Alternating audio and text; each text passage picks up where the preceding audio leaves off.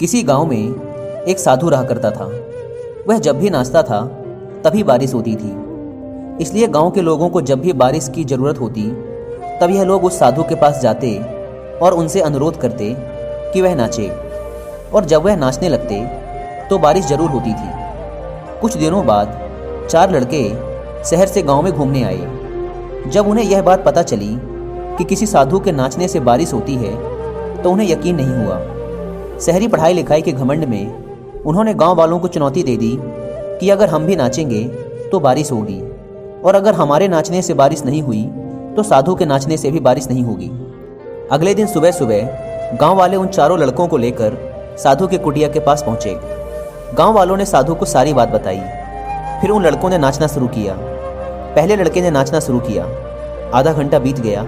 फिर पहला लड़का थक कर बैठ गया, पर बादल नहीं दिखे। कुछ देर बाद दूसरे लड़के ने नाचना शुरू किया, और 1 घंटे बीतते बीतते वह भी थक कर बैठ गया।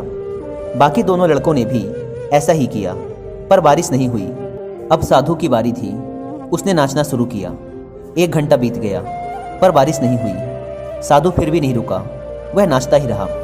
नाचते नाचते 2 घंटे बीत गए, पर बारिश नहीं हुई। 4 घंटे बीत गए, पर बारिश नहीं हुई। लेकिन साधु तो रुकने का नाम ही नहीं ले रहा था। धीरे धीरे शाम ढलने लगी कि तभी बादलों की गड़गड़ाहट सुनाई दी, और थोड़ी देर बाद जोरों की बारिश होने लगी। यह देखकर चारों लड़के दंग रह गए और तुरंत साधु से क्षमा मांगी।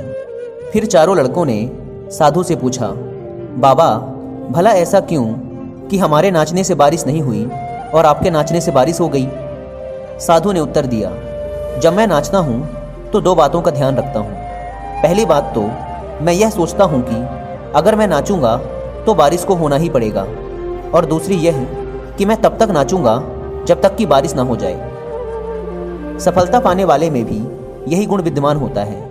वे जिस काम को भी करते हैं उसमें उन्हें सफल होने का पूरा भरोसा होता है, और वह तब तक उस काम को करते हैं जब तक कि उसमें सफल ना हो जाएं। इसलिए अगर हमें सफलता हासिल करनी है तो इस साधु की तरह ही अपने लक्ष्य को प्राप्त करना होगा।